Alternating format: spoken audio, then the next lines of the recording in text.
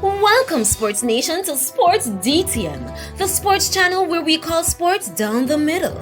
You can expect the latest in sports news, views, and reviews from our resident analysts. No sports topic is too controversial, and no team or player is above criticism. So just smash that subscribe button and ring that notification bell to make sure you don't miss out on our balanced offering of riveting sports content. And don't forget to like, share, and leave a comment below. Welcome to Sports DTM. Paul, give us perspective from your of the immensity of the job that you have done. Well, we all know that it's immense because anybody that's been through this will know how important the game are to make people and to footballing matters in Jamaica. So yeah, it's massive. It's an immense game, and we've just got to keep our heads cool and hope for the best, and just make sure that we trust in the plan that we've devised for the players, and hope that they go and execute the plan. Right. All right. We're going to go straight into it, and we're going to ask that you put your hands up for questions. Please turn off your mics. Please mute your mics if you're not asking a question. All right. So let's go straight into it. I know Robert Williams. Can you start, Robert? Okay, thank you very much, Coach Paul. Welcome to this big job. First of all, give us a perspective as to the squad that you have selected for these three matches. There are notable omissions. Can you speak to us about some of them? Yeah, I mean, the squad has been picked. It's balanced, and it covers itself. So there are players who can play in different positions. The way how we want to play is one of the reasons why there are omissions. But that's no disrespect to anybody or any players. It's just the way how we want to play is to try to be as smooth as we can through the thirds and give each other, or give everybody, each other, the chance to be able to play, go forward, defend, and in the 5 moments of the game, give ourselves the best possible chance. So there's no slight on anybody. One of the omissions was Javon Watson. He's on a yellow card, couldn't be, not available for selection. And I wanted to bring Kevin Stewart in because he's a good footballer, and I wanted to integrate him into the group. So his addition is about integration, because I think he can be a very good player as number 6 for this team. All right, next. Is that Robert Bailey? Robert? Yeah, morning, coach. Morning, Robert. Yeah, man. Quick question. My question to you, coach. As we go up against Mexico tomorrow, what will be your specific plans in terms of getting these 3 points? Well, if I gave you the plans, then Mexico would probably hear this, and then it would be they do some plans to get to go against my plans. I think the most important thing is not to easily be beaten. I think that the longer that we can stay in the game, where we've got a chance to win it, we've got players who can win the game. We've had 2 hours preparation, not even 2 hours preparation. By the time the game starts, we'll have had 2 hours preparation. So there is a plan. However, it's not for divulging. We just need all of our players to be on the same page and singing from the same kind of hymn sheet. Does that answer your question? Okay, yeah, man. In terms of mindset, what type of mindset will you take into this game? Well, that's what I spoke about this last night in a meeting. It's about what mindset the player turned up with. This is all about mindset. It's all about, we know what we've got to do. The players look engaged. They look like they're in the right mindset. I think we need to carry that through tonight's training, and then it's over to the players. And we can help them through the game and the games, because we've got 3 games. And I just think that the players know what's expected of them, and there's probably a slight, anxiousness about them, which is good, because they're playing against a good team, but we are on home turf. So yeah, the mindset is key, and I think the players' mindset is good. And finally, go ahead, Robert. finally from me, confidence-wise, just playing at home, how confident you think, confident these players are and the mood that they are going to this game. Well, it's the same thing, isn't it? I mean, you spoke about mindset just earlier, and the mindset is we need to be confident about what we're doing. We can't worry about what the Mexicans do. We've just got to look at their soft targets, see if we can attack them, and make sure that we're confident in being hard not to beat. I mean, Mexico will be thinking the same thing about ourselves. So it's very much about on the day, the team that wants it the most. And if we can, we know what we've got to do. Okay, thank you, Coach. All right, so can we have one? Thank you. Thank you, Robert. Can we have one other person stepping up? Yes, that, Coach. Morning. Scott, Livingston Scott, yes. Livingston. Yes, Mr. Bailey. Morning to Coach. Morning, Livingston. Yes, Coach. I know your experience. The team having no fans, having fans, and now back to no fans. How has that affected the players, and how are you trying to motivate them in terms of playing without any support in the stadium on tomorrow? Well, it's about knowing the support. We know Jamaica's behind us. We know the public want us to win this game. We know the public want us to do well in these games. So the fact that they're not there, we can feel their spirit. It's about, we know the public is our 12th man. We know they can push us along, but because they're not there, we have to carry their spirit with us in the game and know to motivate the players by just keep reminding them of the people's support. We've got people in the hotel saying we really believe in you. The players wouldn't have taken the trip. A lot of them have taken aeroplane trips to come here. They've got to make sure that we are focused and motivated on the task at hand. And if we can do that and get into the game and find a rhythm, be expressive with our play, we'll be okay. How much have you emphasized the importance of winning this game to the group, Coach?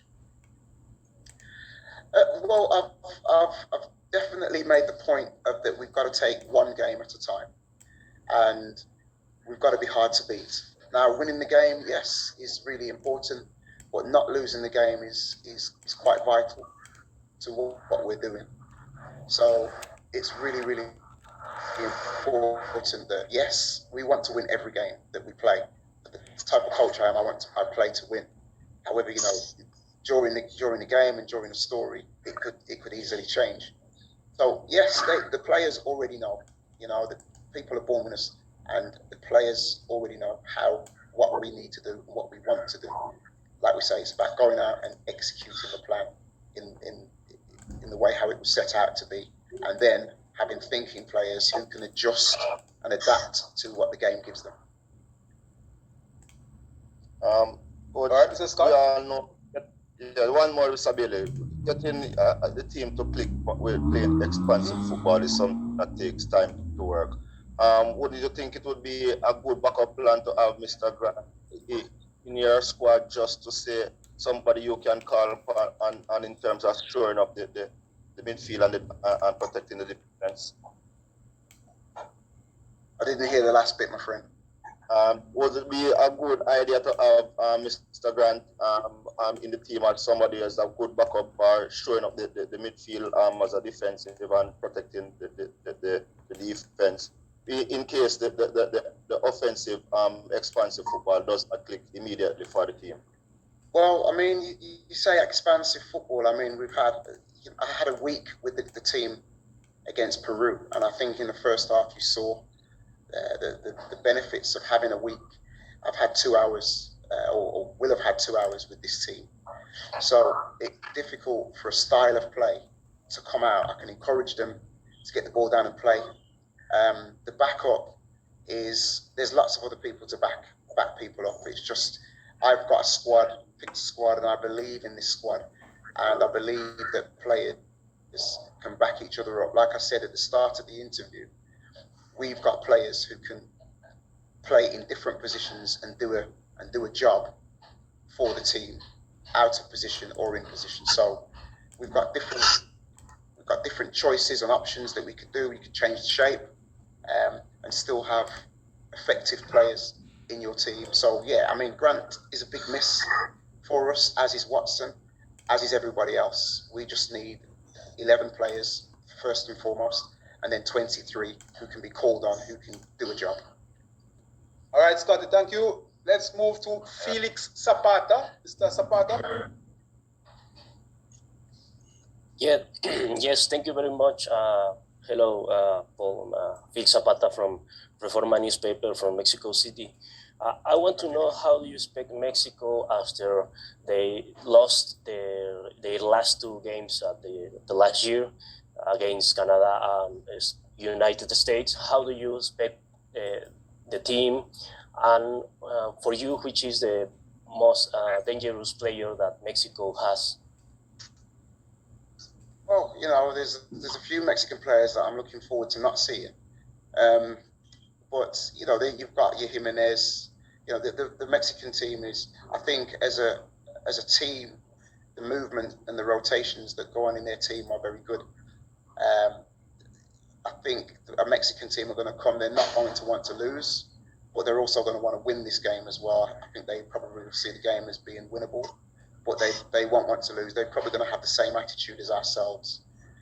So it will be I feel it will be a tight affair, but we'll respect the Mexicans and what they bring, and I would ask my team to make Mexico respect what we bring with our energy and with our rhythm and with our desire, and obviously the fact that we're at home. All right, let's move to, is that Brian? I saw Brian Lewis hand right there. Brian Lewis. No, it's okay. I was gonna ask the question, Felix. Then, so it's okay now. All right, anybody else? Any other question?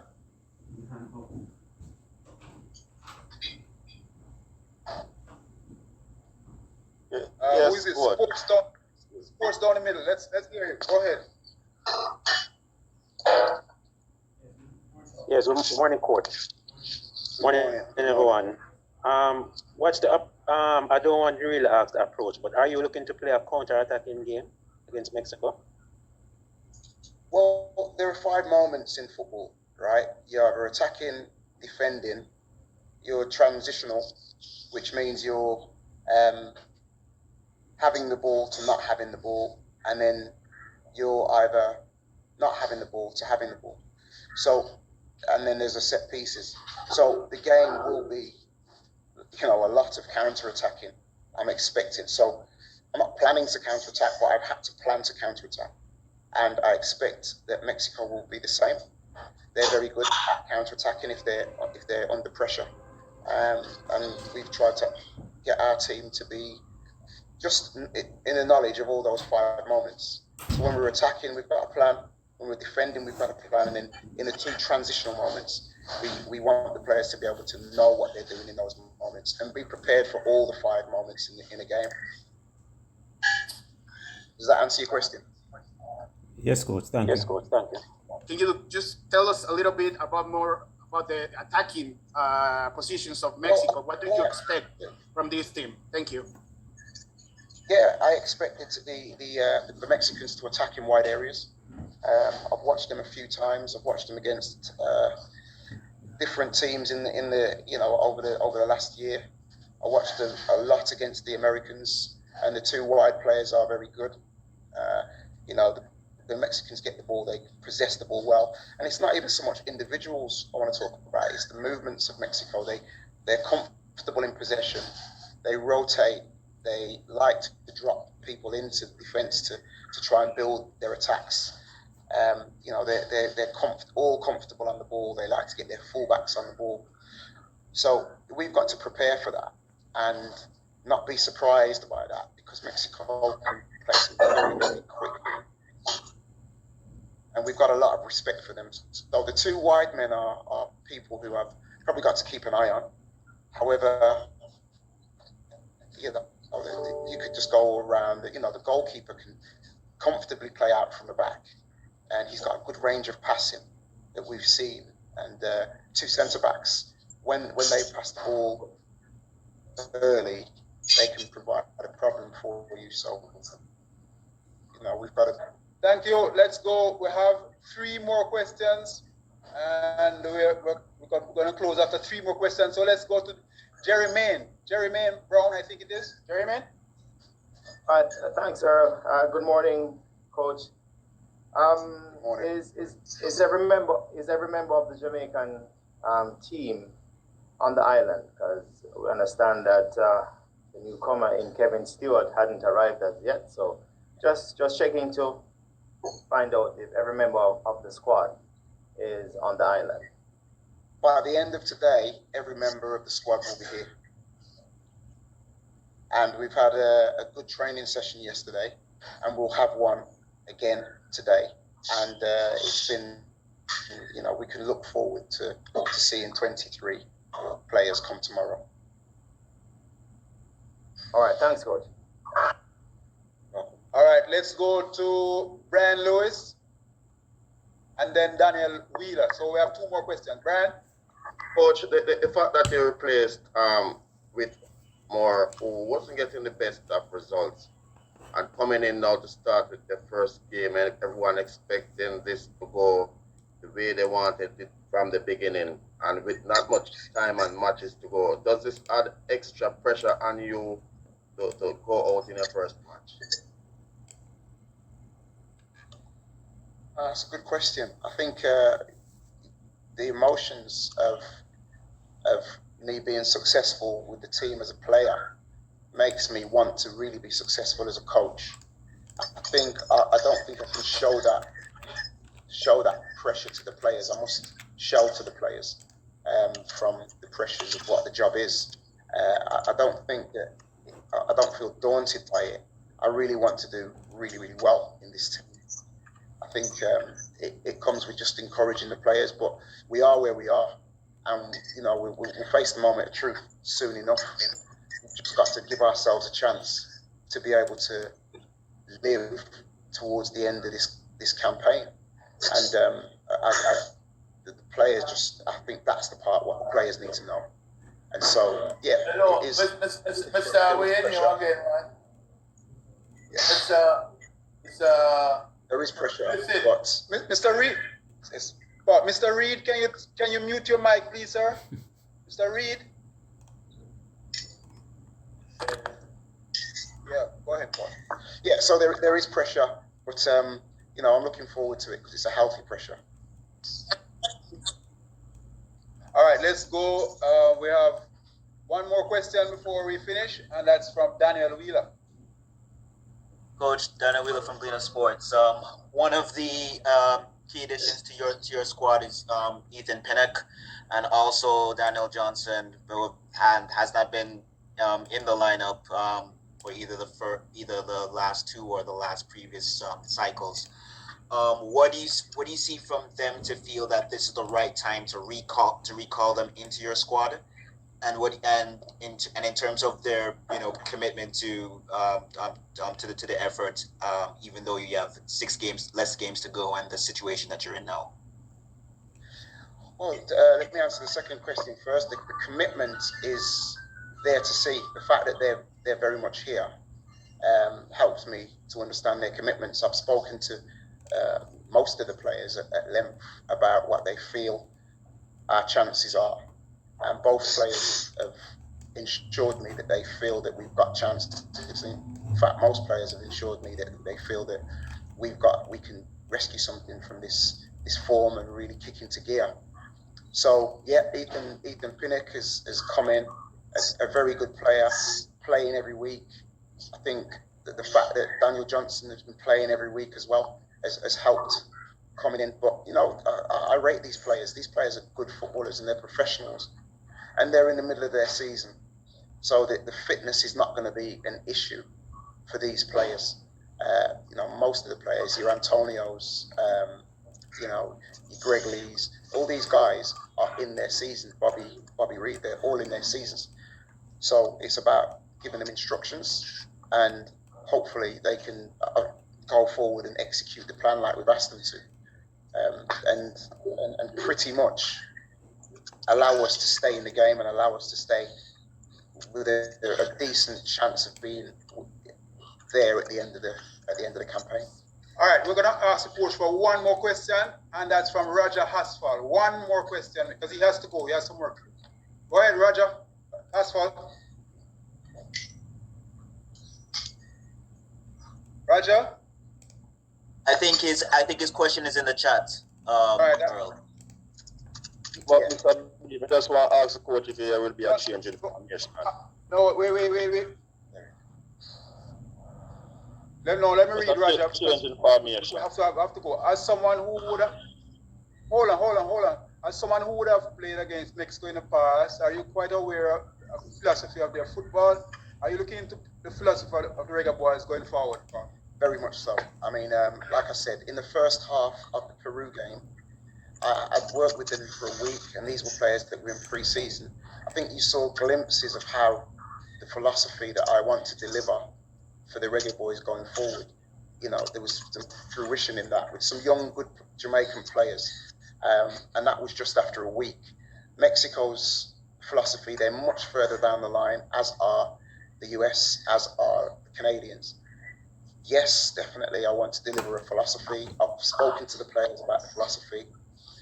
I've spoken to the JFF about it, and yes, we want to have a style and an identity, and we want to make sure that we can be held accountable to a philosophy of play. Now, that's going to take a little bit of time. The young ones need to be taught that, and we need to then obviously get the older ones to understand it as well, a different style, and just reintroduce it, and hopefully we can see evidence of that when we get more time to work with those players. All right, thank you, gentlemen. Thanks, Paul. Good luck with the game. All right, thank you. Thanks, guys. I hope I've answered your questions eloquently and properly. Thank you. All right, thank you.